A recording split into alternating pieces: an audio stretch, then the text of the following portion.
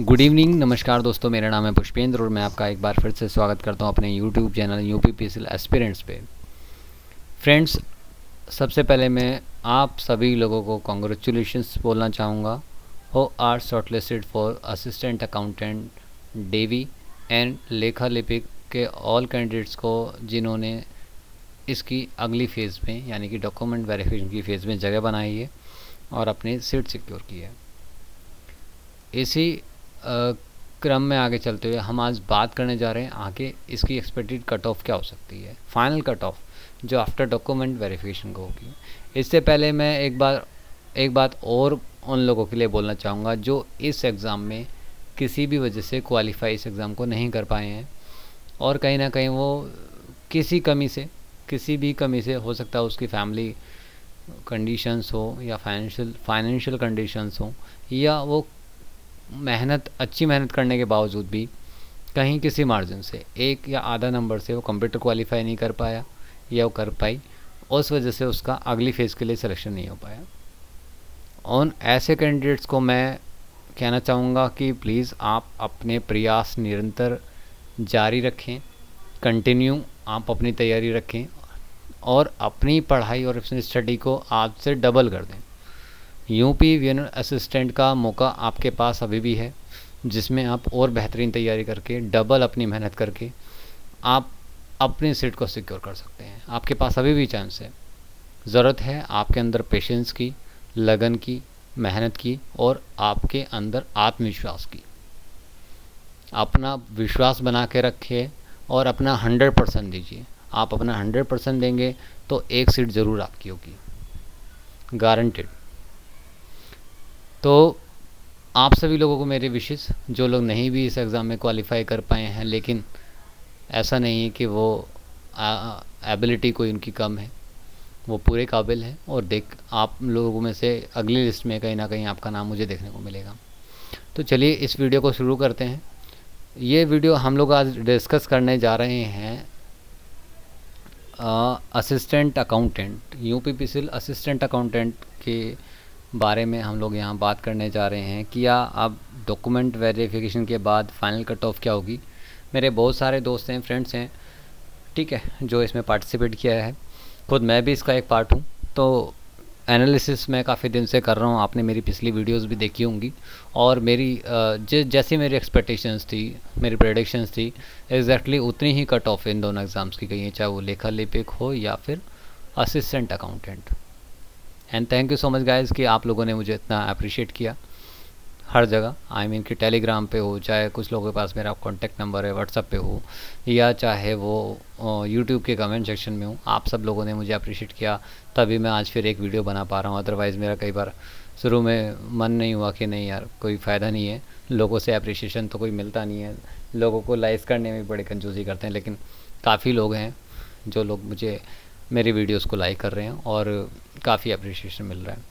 चलिए ज़्यादा बड़ी वीडियो ना बनाते, छोटी वीडियो में कोशिश करूँगा इसको वीडियो को ख़त्म करने की और आपको समझाने की कट ऑफ क्या जा सकती है और कितनी जाएगी और इसमें किस कैटेगरी वालों को ज़्यादा फ़ायदा होगा, जो अभी तक एक्सपेक्टेड नहीं है किसी को। जैसा कि पहली वीडियोज़ में भी लोगों को लगा था कि इतनी कम नहीं होगी, लेकिन आप देख रहे हैं कितनी कम पे भी लोगों का सिलेक्शन हुआ डॉक्यूमेंट वेरिफिकेशन के लिए। तो चलिए देखिए, मैंने यहाँ पे जो आपको मैं दिखा रहा हूँ, सबसे पहले आपको वैकेंसी का तो पता ही है, कितनी वैकेंसी किस कैटेगरी में था और कितना उसके सापेक्ष में, उसके अगेंस्ट में कितने कैंडिडेट्स को कॉल करनी थी आयोग को। 109 के अगेंस्ट 218 कैंडिडेट आयोग को लेने थे। ओबीसी की इतनी वैकेंसी के लिए ये ईडब्ल्यूएस, ठीक है। इन चीज़ों में मैं टाइम वेस्ट नहीं करूँगा, जल्दी से मैं सीधे मुद्दे पे आऊँगा कि किस तरह से मैंने इसको एनालाइज़ किया है। अब देखिए, क्योंकि आपको भी पता है कि अनरिजर्व कैटेगरी में 70 पर भी, तो आप सभी को पता है कि 70 पर भी तो कॉल आई है डॉक्यूमेंट वेरिफिकेशन के लिए। लेकिन मैं आपको बताऊं, ये 70 नहीं है, ये 60 और बिलो 60 तक भी है। कुछ कैंडिडेट्स ऐसे भी हैं जो लोग, क्योंकि जो आप लोगों ने अभी तक डेटा देखा, सिर्फ आप लोगों ने उनका डेटा देखा है, शायद मुश्किल से 100 लोगों का टोटल आपके पास 100 लोगों का डेटा होगा। लेकिन 420 में से क्या 400 लोगों को मान के हम ये सोच लें कि सारी कट ऑफ 80 जाएगी, 90 जाएगी? नहीं, बिल्कुल नहीं हो सकता ऐसा। क्योंकि 300 कैंडिडेट ऐसे हैं अभी जिनका नहीं पता है कहाँ है, 300 कैंडिडेट जिनका नहीं पता है, और जाहिर सी बात है उन 300 में से 200 लोग ऐसे होंगे जो बिलो एवरेज स्कोर वाले होंगे। और कुछ मेरा जो प्रीवियस डेटा है जो मैंने आप सभी लोगों को पिछली वीडियो में दिखा चुका हूँ और आप लोगों को मैं मेल भी कर चुका हूँ। किसी को चाहिए तो मैं दोबारा भी मेल कर सकता हूँ। अपनी मेल आईडी मुझे आप कमेंट सेक्शन में या मुझे टेलीग्राम पे आप भेज सकते हैं। तो मैंने इसका क्या बेस माना है, ये मेरा पिछला जो डेटा था मैंने उस डेटा को बेस मानते हुए, क्योंकि मैं अभी जो डेटा अब नया डेटा आ रहा है अलग अलग जगह से, उसको मैं एक्चुअल डेटा नहीं मान रहा, उसमें बहुत मुझे वो डेटा पे कोई रिलायबिलिटी नहीं। जो डेटा मैंने खुद लिया है कैंडिडेट से उसको मैं रिलायबिलिटी मेरी उसी के ऊपर है और उसी के ऊपर मैं दोबारा से एनालाइज कर रहा हूँ डेटा को। कुछ डेटा मैंने नया भी लिया है लेकिन मैं उसको ज़्यादा इम्पोर्टेंस ना देते हुए अपने डेटा के साथ उसको थोड़ा सा रिलेट करते हुए मैंने एनालाइज़ किया है। ठीक है, तो देखिए जिस तरह से मेरा पहले डेटा था, टोटल यूआर में 55 लोग मुझे कैंडिडेट्स क्वालिफाई मिले थे तब, जबकि मैंने 23 प्लस स्कोर जो कंप्यूटर में किए थे उन सभी को क्वालिफाई माना था। लेकिन इसका मतलब अभी 55 में से अगर ये और भी कम हो जाएंगे, अगर मैं सिर्फ 25 वालों को कंसिडर करूँगा तो 50 से सिर्फ ऐसे करीब 40-42 लोग थे। इसी तरह से ओबीसी में और कम थे और ईडब्ल्यूएस में भी और कम लोग हो जाएंगे अगर मैं सिर्फ 25 प्लस वालों को ही कंप्यूटर क्वालिफाई मानूंगा, जैसा कि एक्चुअल में हुआ है। सिर्फ 25 तारीख की शिफ्ट को छोड़कर बाकी किसी शिफ्ट में कंप्यूटर में नॉर्मलाइजेशन में किसी के मार्क्स नहीं बढ़े हैं तो सिर्फ उसके जिसने की एक्यूरेसी का ध्यान ज़्यादा रखा है, जिसने सिर्फ क्वेश्चन ही 30 किए हैं और उस 30 करने के बाद उसके क्वेश्चन सारे उसका तब 24.5 बना, तो हुआ है ऐसे लोगों का भी। ठीक है, तो मैंने इस बेस को मानते। अब इसमें से 70 प्लस स्कोर करने वाले कितने कैंडिडेट्स थे, ये ऊपर मैंने ये लिखा है। ठीक है, 32, 16, 8 और 2 जो ये लोग थे।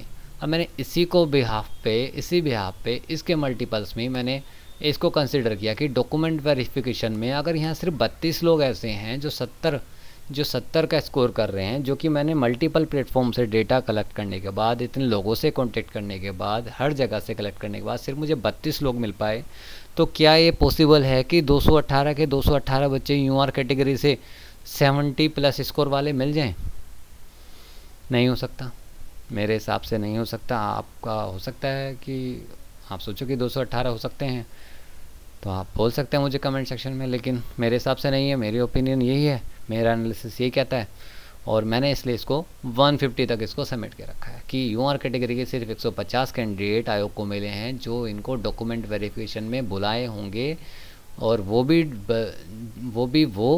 जबकि ये कैंडिडेट 60 स्कोर वाले भी होंगे इसमें, या 60 से नीचे वाले भी होंगे। 70 वाले तो वो होंगे जब हम इसको फाइनली इसको देखेंगे। ये बहुत ज़्यादा हो जाता है क्योंकि 32 के मल्टीपल में अगर हम करें और 150 बच्चे हमें लेने, तो जाहिर सी बात है 70 से भी हमें कितना नीचे जाना होगा। और ये आप भी जानते हैं कि 70 नंबर वाले भी शॉर्ट लिस्टेड हुए हैं यूआर कैटेगरी में, जिनके रोमार्क्स 70 थे और उससे नीचे भी हुआ है। मेरी नॉलेज में तो है कि हाँ 60 नंबर पर भी यूआर कैटेगरी को बुलाया है और ओबीसी में तो 50 नंबर को भी बुलाया है डॉक्यूमेंट वेरिफिकेशन के लिए। इसलिए मैं आपको यहाँ पे ये समझाने की कोशिश कर रहा हूँ कि जो डॉक्यूमेंट वेरिफिकेशन के लिए जो कट ऑफ गई है वो लेस देन 60 है। ठीक है, वो लेस देन 60 है और लेस देन 60 में जितने भी कैटेगरी में जो भी स्कोर कर रहा है, चाहे वो ओबीसी ईडब्ल्यूएस है, वो इन 218 में आएगा। ठीक है, इन 218 में आएगा। ठीक है, अब चलो ये मैं मान, इसी तरह से मैंने यहाँ पे क्या कि पिछली बार जब हमने देखा था तो 16 कैंडिडेट ऐसे थे जो 70 से ज़्यादा थे। ठीक है, अब 16 से ज़्यादा सिर्फ 16 ही कैंडिडेट तो 70 स्कोर कर रहे थे, लेकिन यहाँ पे मैंने फिर भी उसका लगभग 2.5 गुना मैंने लोगों को यहाँ पे लिया कि यहाँ पे ऐसे हो सकते हैं 16 नहीं 40 कैंडिडेट ऐसे हो सकते हैं जो 70 प्लस स्कोर करके आए हों। इसी तरह से मैंने 8 के बजाय 3 गुना बच्चे यहाँ पे लिए कि जो 70 प्लस स्कोर करके आए हों। ठीक है, एससी में भी मैंने इस तरह से लिया है कि जिससे कि 2 से हो सकता है 4 कैंडिडेट ऐसे हों, इतने ही कैंडिडेट। ठीक है, जो कि 70 प्लस स्कोर करके आए हों, लेकिन 70 नहीं 60 प्लस स्कोर करके आए हों 4-5 बच्चे। इस तरह से मेरी ये प्रोडिक्शन ऐसी है कि ये इन्होंने सबसे पहले यही, क्योंकि हमें समझना पड़ेगा कि इन्होंने 218 बच्चे निकाले, तो निकाले कहाँ से? 218 बच्चे जाहिर सी बात है नहीं निकल सकते हैं जो कि कंप्यूटर भी क्वालिफाइड हो और 70+ स्कोर वाले भी हों। डॉक्यूमेंट वेरिफिकेशन 218 बच्चे मिलने मुश्किल है, इसलिए इस कट ऑफ को कहीं ना कहीं 70 से भी नीचे, 60 से भी नीचे लेके गए होंगे ये लोग, 60 से भी नीचे गए होंगे। इस तरह से कैंडिडेट्स यहाँ ओबीसी से अपनी कैटेगरी छोड़ के ये अनरिजर्व कैटेगरी में आए हैं। अब बात यहाँ होती है कि इसके बाद इसमें से, क्योंकि आधे कैंडिडेट्स को लेना है आयोग को, ठीक है, आधे कैंडिडेट्स को लेना है, या आधे में से कुछ भी प्लस माइनस हो सकता है, वो नंबर्स के ऊपर से कितने नंबर कौन कहाँ कितना फाइट कर रहा है, कितने मार्क्स पे है। तो अब मैं देख रहा हूँ, जैसा मैं यहाँ पे अभी देख पा रहा हूँ आगे यहाँ हम लोगों के पास, अब जाहिर सी बात है जब ये कट ऑफ 60 के आसपास थी डॉक्यूमेंट वेरिफिकेशन के लिए, और अगली फेज़ में जब ये कैंडिडेट कम होंगे, तो जाहिर सी बात है, सीधी सी बात है, ये कट ऑफ कहीं ना कहीं ऊपर जाएगी। तो ये कट ऑफ ऊपर जाएगी, लेकिन कितनी ऊपर जाएगी? अब इसमें से मैंने कहा कि ये अनरिजर्व कैटेगरी के बच्चे 60 से ऊपर वाले बच्चे हैं, ठीक है, लेकिन ये बच्चे, अगर ये बच्चे ही यहाँ पे, अगर कट ऑफ यहाँ पे आगे बढ़ेगी, लेकिन कितनी बढ़ेगी? तो ये मैटर करता है, क्योंकि इन ही बच्चों में से उन्हीं बच्चों को शॉर्ट लिस्टेड करना है जो कि हाई स्कोर वाले होंगे और वो फाइट करेंगे। अब यहाँ ये 32 कैंडिडेट थे 70 स्कोर वाले, ठीक है। अब 32 की जगह मैं मान लेता हूँ इसमें से 64 इसके डबल कैंडिडेट हो सकते हैं। 32 का तो डेटा मेरे पास है ही, जिन्होंने स्कोर किया 70+, लेकिन यहाँ पे 16 लोग हैं, 16 के बजाय ये 25 लोग हो सकते हैं, ठीक है। EWS में 8 हैं, लेकिन यहाँ 15 भी हो सकते हैं। मैं एक अप्रोक्सीमेशन में आपको बता रहा हूँ, जिस तरह से मैंने पिछली वीडियोस में बनाया था, और उसी के हिसाब से वो कट ऑफ आके आपको देखने को मिली थी। तो विश्वास करें, ये कट ऑफ उस तरह से ही मैं बना रहा हूँ। अब जहाँ हम ये देख रहे हैं कि जब ओबीसी में से सिर्फ बाकी 40 में से 25 रहे, टीवी में तो उन्होंने बुला लिया, लेकिन बाकी बचे हुए 15 कहाँ जाएंगे? बाकी 15 बचे हुए अपनी वापस कैटेगरी में जाएंगे।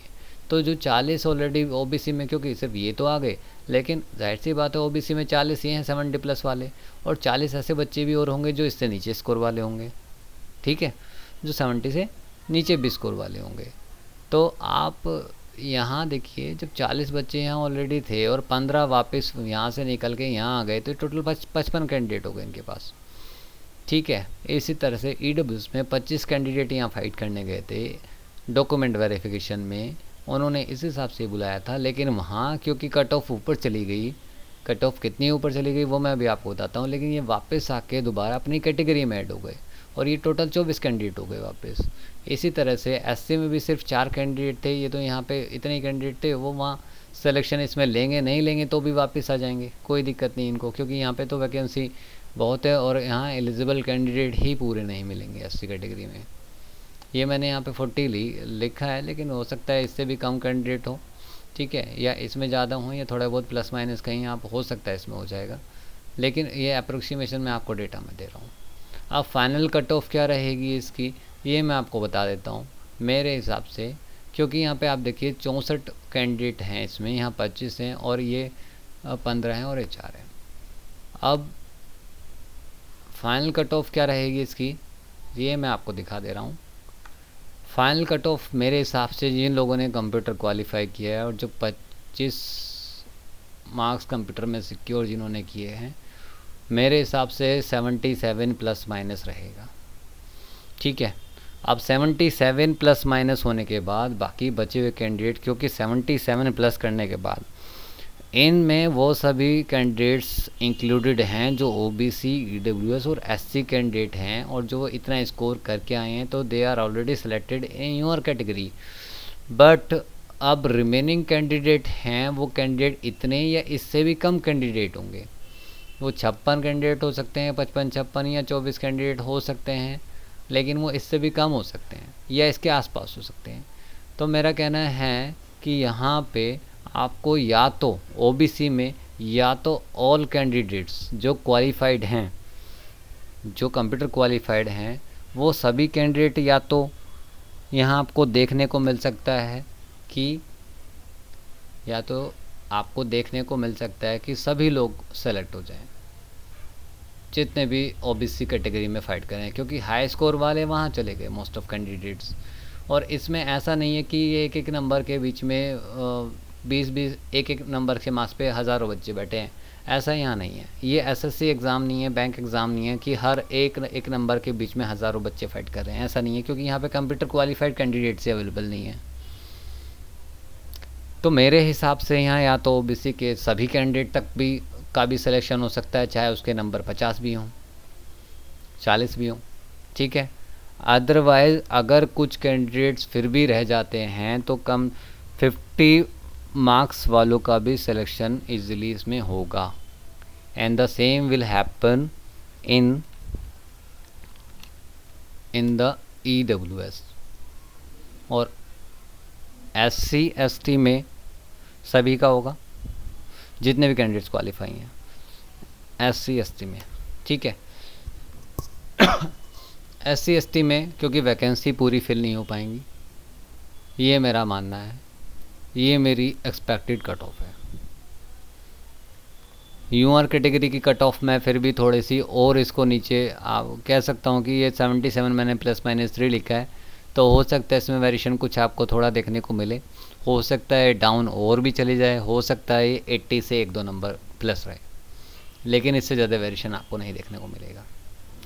और ये मेरा अपना एनालिसिस है, हो सकता है आपके विचार मेरे विचारों से ना मिलते हों, या मेरी जो एनालिसिस है वो एनालिसिस किसी अदर यूट्यूब चैनल वाले से मैच ना करे, या आपको लगे कि नहीं इतना कम नहीं जाने वाला। लेकिन मेरी एनालिसिस है, जिस हिसाब से मैंने आपको समझाने की कोशिश की है, कि आई होप कि शायद आप लोगों को समझ में आई हो मेरी एनालिसिस और अच्छी आपको लगे। फिर से ऐसा नहीं कि सिर्फ मैं आपको मोटिवेशन करने के लिए मैंने एक वीडियो बनाई है जिससे कि कोई कम मार्क्स वाला भी इसमें अपने आप को डीमोटिवेट ना किया, उसका मोरल डाउन ना हो।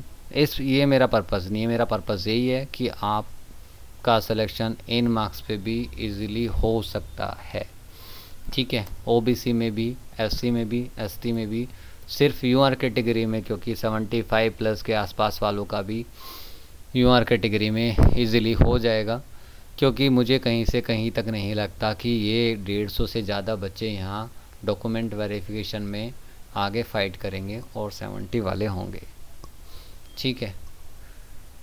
और एक चीज़ और इसमें मैं आपको बताना चाहूँगा, एक सेकेंड प्लीज़।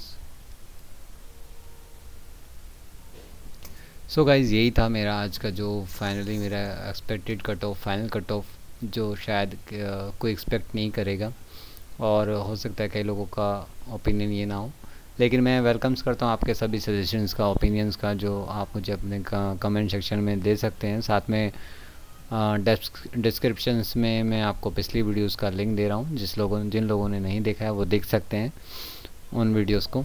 तो चलिए आज की वीडियो में इतना ही, अगली लेखा लिपिक की एनालिसिस लेके फिर आपके सामने हाजिर होता हूँ। और लास्ट में जाते जाते एक मैसेज उन लोगों के लिए जो लोग इस एग्ज़ाम में क्वालिफाई नहीं कर पाए, उनके लिए एक मैसेज कि अपने फेलियर से शर्मिंदा ना हो, उनसे सीखें और फिर से शुरुआत करें। जी हाँ, अगर आप फेल हुए हैं तो शर्मिंदा ना हो, मेहनत करें लगन से, और अपनी मेहनत को, अपनी स्टडीज़ को आज से डबल टाइम देना आप स्टार्ट कर दें। 100% अपने अंदर आत्मविश्वास बनाए रखें, आप ज़रूर कामयाब होंगे अगले एग्ज़ाम में। Best of luck you guys, thank you so much.